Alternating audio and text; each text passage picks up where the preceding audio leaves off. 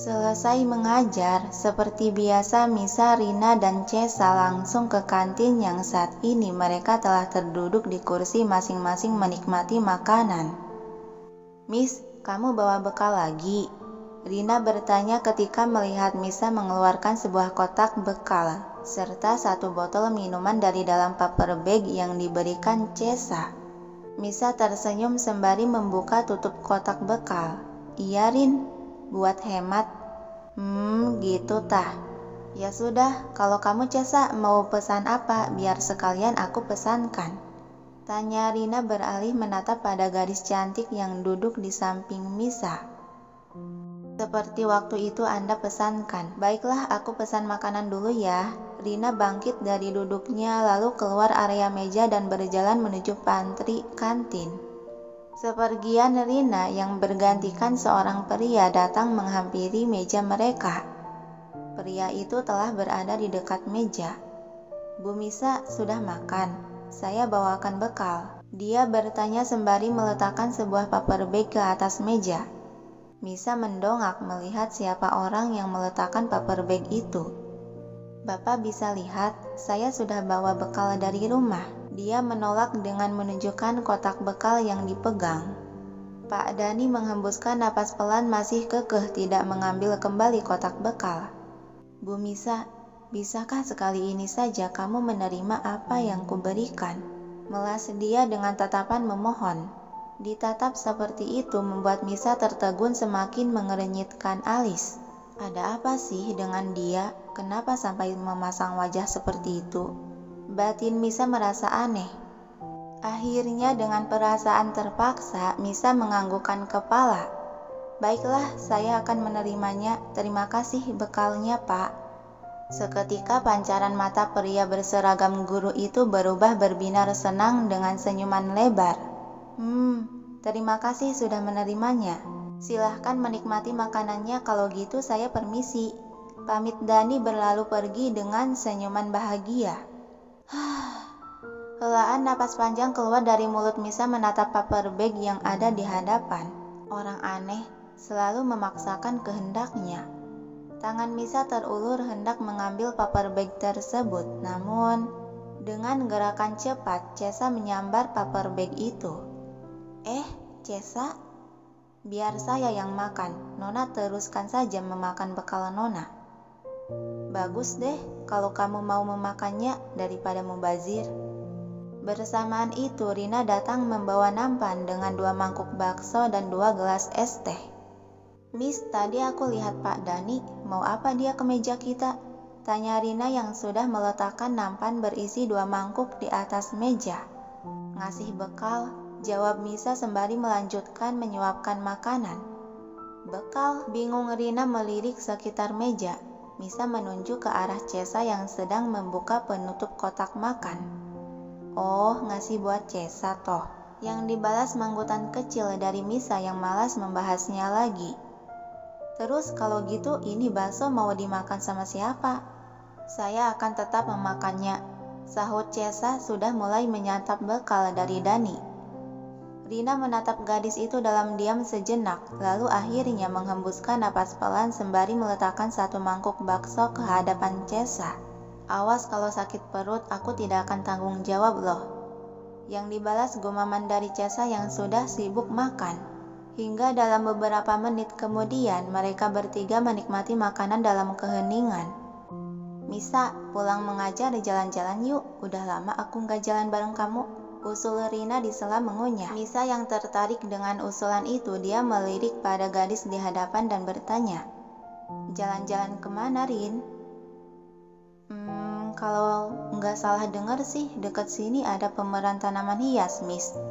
"Wih, yang bener nih," tanya Misa antusias karena memang dia pecinta tanaman. "Bener, Miss, nanti kita kesana aja, gimana?" "Boleh juga tuh. Tapi beliau tidak boleh pulang ke rumah terlalu larut sore." Cesa menyerobot dalam obrolan. Seketika kedua orang itu melirik ke arahnya dengan tatapan berbeda. "Iya, aku tahu, misalkan baru sembuh dari sakit. Baguslah kalau Anda mengerti dengan keadaan beliau." Iya, kaku banget ucapannya serasa anak buah sama majikan. Gumam Rina pelan hanya terdengar diri sendiri. Dia ingin bertanya soal kecurigaannya tentang hubungan mereka namun tak mau membuat sahabatnya terbebani sehingga dia memilih diam. Sementara di kantor Arga, sekretaris Tang memasuki ruangan kerja sang majikan. Dia berdiri di hadapan meja dan memberi salam hormat terlebih dahulu. Ada apa, Tang? Arga bertanya di sela fokus mengetik. Ini soal Nona Romisa. Begitu mendengar nama tersebut, segera Arga melirikkan kedua bola mata pada pria di seberang meja itu menuntut meminta kelanjutan bicara. Nona meminta izin pulang terlambat. Alis Arga sedikit berkerut. Kenapa? Nona meminta izin untuk jalan-jalan. Tatapan Arga seketika berubah menajam. Dengan siapa? Supir itu bilang dengan sahabatnya yang bernama Rina Faisa. Seketika helaan napas lega keluar dari mulut Arga. Biarkan dia. Baik, Tuan. Sekretaris Tang menundukkan bahu memberi salam hendak berbalik pergi. Tang.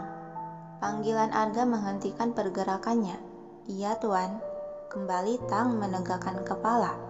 Selidiki gadis yang menjadi sahabat istriku. Baik, Tuan. Kembali ke di mana Misa berada.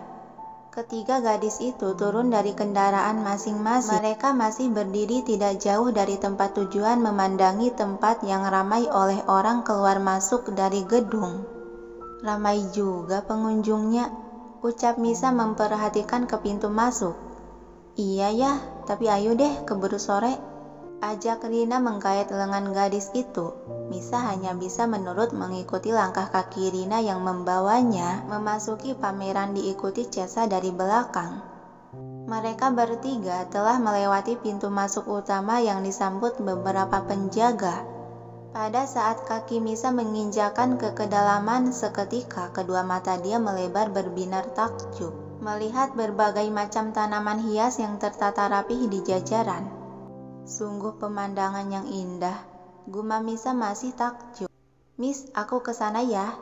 Tunjuk Rina ke arah lain yang hanya dibalas manggutan kecil dari gadis yang ditanyai. Segera Rina melesat pergi meninggalkan dua orang itu.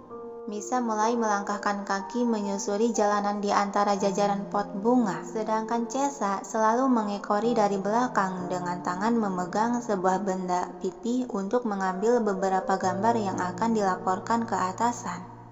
Misa terus menelusuri jalanan yang dipenuhi oleh berbagai macam bunga yang bermekaran di sisi kanan dan kirinya, hingga kaki dia terhenti pada sekelompokan tanaman anggrek yang menarik perhatiannya. Tanaman anggrek dengan berbagai macam warna itu tertata rapih dan indah di susunan rak. Ya ampun, ini kan anggrek hitam Papua. Beruntungnya aku masih bisa melihat bunga ini di sini. Antusias Misa dengan jemari menyentuh tangkai bunga tersebut dan menempelkan ke hidung menghirup aroma wangi dari bunga. Apa Nona menyukai bunga itu? Cesa bertanya sembari mengamati pergerakan. Misa mengangguk semangat. Sangat, anggrek ini begitu indah dan elegan. Kalau begitu, Nona harus membelinya. Enggak lah Cesa, untuk membeli bunga dengan jenis langka seperti ini pasti sangat mahal. Dan daripada saya membeli satu anggrek saja dengan harga yang semahal itu, mending uangnya saya sumbangkan ke orang yang lebih membutuhkan. Cukup dengan hanya melihatnya saja saya sudah bahagia kok. Tutur Misa masih menikmati keindahan dan mengendus aroma bunga. Sebuah suara kamera yang sedang memotret terdengar jelas. Sontak Cesa langsung memandang ke arah suara tersebut. Sedangkan Misa masih tidak menyadari karena masih terlalu bahagia menemukan anggrek yang dicarinya. Cesa menghampiri orang yang memotret Misa. Dan lelaki itu tampak santai saja kembali memotret Misa dari kejauhan. Anda berhenti mengambil gambar orang lain dan hapus gambar Nona dari kamera Anda, ucap Cesa tegas dan menatap dingin. Pria itu menghentikan kegiatan memotret, dia membalas menatap dengan senyuman ramah nan palsu. Kenapa saya harus menghapusnya? Kan suka-suka saya memotret siapa saja. Lagian bukan hak Anda untuk melarang saya karena yang dipotret bukan Anda. Tatapan Cesa semakin dingin dan tajam. Selagi saya masih bicara baik-baik, hapus sekarang. Lelaki itu malah tersenyum licik memberi tatapan menantang. Kenapa saya harus mengikuti perintah Anda? Saya tidak mau. Anda?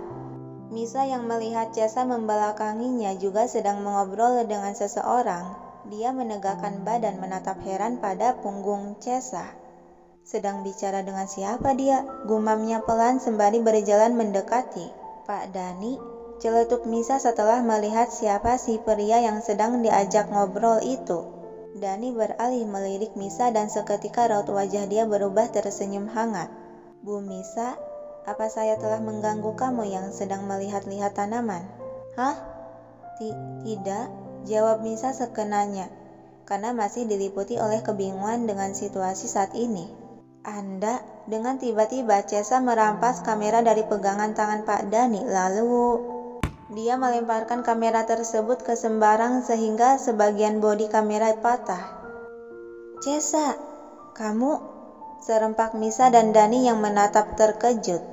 Cesa, apa yang kamu lakukan? Misa bertanya namun malah diabaikan oleh gadis itu yang sedang menatap tajam pada Pak Dani. Beraninya, geram Dani membalas menatap sengit dengan tangan terkepal kuat.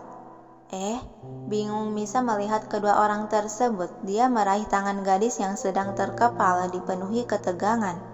Cesa, yang sontak membuat Cesa tersadar dan melirik ke arah Misa. Dia menghembuskan napas kasar dan menahan emosi yang sedang meluap.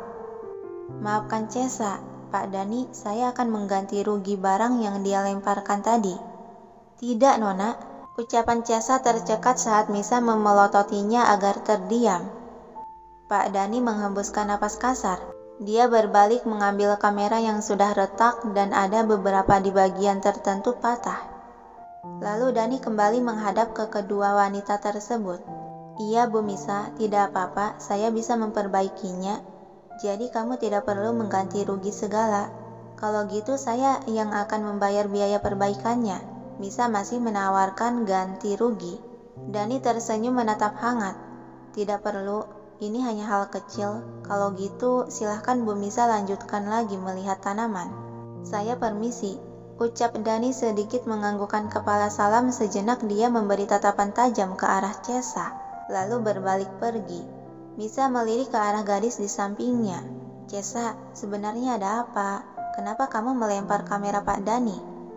Tidak apa-apa Nona. Alis Misa berkerut menatap memincing. Tidak apa-apa tapi melempar barang orang sembarangan. Untung yang dilempar itu barang Pak Dani, coba kalau orang asing. Saya akan tetap melakukannya walaupun itu orang asing, jawab Cesa dengan wajah pelat. Misa menghembuskan napas pelan sembari berbalik dan melangkah pelan. Jangan lakukan hal kasar seperti itu lagi, Cesa. Cesa mengekori. Jika mengganggu, saya akan melakukannya. Lagi-lagi Misa menghembuskan napas lelah. Terserah deh, tapi jangan lakukan di depanku. Saya akan mengingatnya. Nyebelin deh. Gerutu Misa mempercepat langkah kaki. Nona mau kemana? Cesa membuntuti mempercepat langkah. Mau pulang. Modku sudah hilang. Baiklah, sejenak Cesa menghentikan langkah kaki. Dia menatap anggrek hitam yang sempat Misa kagumi tadi untuk dipotret, lalu setelahnya dia kembali menyusul sang majikan.